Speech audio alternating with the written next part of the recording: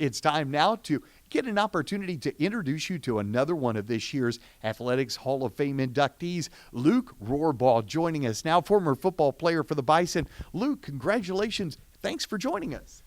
Thank you, Doug. It's an honor, and I'm humbled to be part of this group now. Thank you so much. We are very excited to have you here. You were a great offensive lineman in your time here at Bucknell, Middle Atlantic, all Middle Atlantic lineman, honorable mention All-American as well. And, you know, Bucknell played a difficult schedule when you played. I mean, some really good teams. Did you know you were going to be as good as you were when you came to Bucknell? Well, I was just happy to have a chance to play. I had no idea what my upside was, and worked at it a little bit, and I guess I've gained some recognition, so it's all good. We did play a tough schedule. We played Rutgers and Harvard. It sounds like Harvard. I mean, their second team guy threw me up 6 rows into the bleachers. I mean, don't underestimate Harvard and some of the Ivy schools. They're very difficult sometimes. But I had a great time here and made some long-lasting friendships and had some fabulous teammates too. So when you take a look at your time here at Bucknell, Luke, is that what you remember most, is the time you spent with those, your former teammates, and probably were still in many cases your best friends?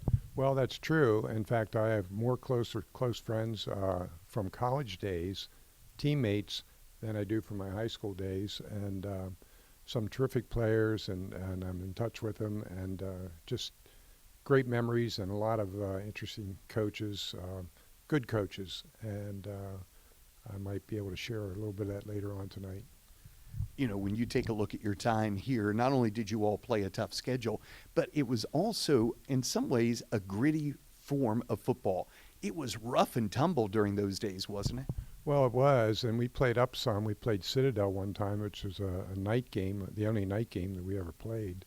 And it was kind of weird to not get taped at 10 o'clock in the morning, have a training meal and so forth. We lounged around all afternoon and watched football on TV, and tried to get ready for the game at Citadel that night.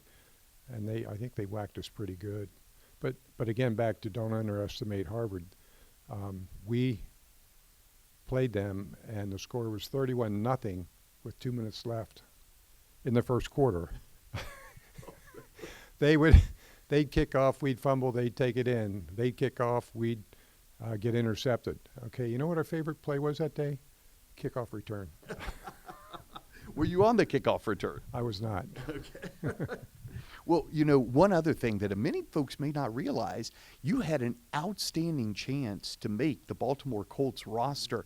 Talk a little bit about that, because there were a couple of other Bison who were on the roster with the Colts at that time, wasn't there? Well, there were. Tom Mitchell was quite the guy, and of course my quarterback from my days here at Bucknell, Sam Haverlack, was kind of the utility guy, quarterback, runner, flanker, whatever.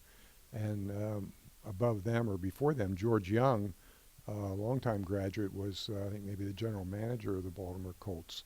So it had a little bit of a history there with the Colts, and I lasted for a while. And funny story there, we had a big heavy practice one Saturday, you know, so they skipped the Sunday morning practice.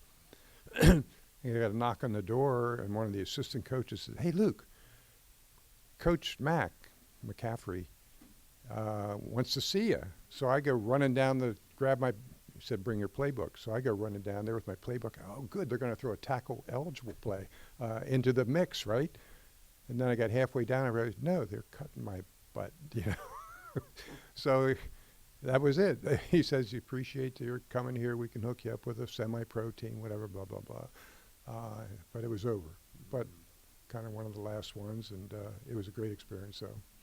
Speaking of great experiences, not only did you have a great experience here, but your son Carson decided to play football here at Bucknell. How proud, as his dad, to be able to say, "Yep, my son's coming out here and playing football for the Bison just like I did." Yeah. Well, yes, and all along he said, "I'm not going to Bucknell, I'm not going to Bucknell." He comes up for recruit weekend, and I hear on Monday, "I'm going to Bucknell, but I'm not joining your fraternity," you know. And he did.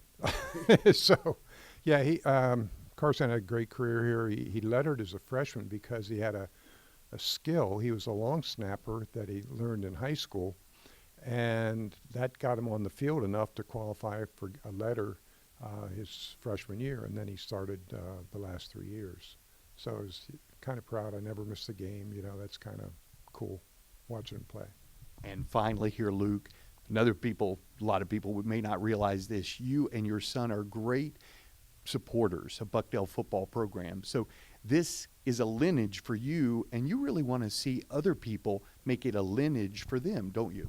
Well, certainly. I think I can't understand why people don't participate. If it's $10, $50, or $100 a year, get in the game and be a participant, you know, and give back to what they've gotten so much out of. And some of these kids, certainly not naming names, but they got a full ride back then, which was $3,500, but still that's 50 grand in these days, money or more, and they don't give. And I just don't get it. You know, I mean, I believe in giving back, not just to Bucknell, but I've been fortunate along the way to enjoy a lot of good fruits of my labor and fruits that weren't of my labor. But yeah, I think it's important to give back. Well, this is one individual who has given back in a big way. Congratulations, Luke. Nobody better and nobody more deserving than you to be inducted into the Athletics Hall of Fame here at Bucknell. Well, thanks, Doug. Good to be here. I'm excited and humbled and honored. All three of them. That's Luke Rohrbaugh, folks.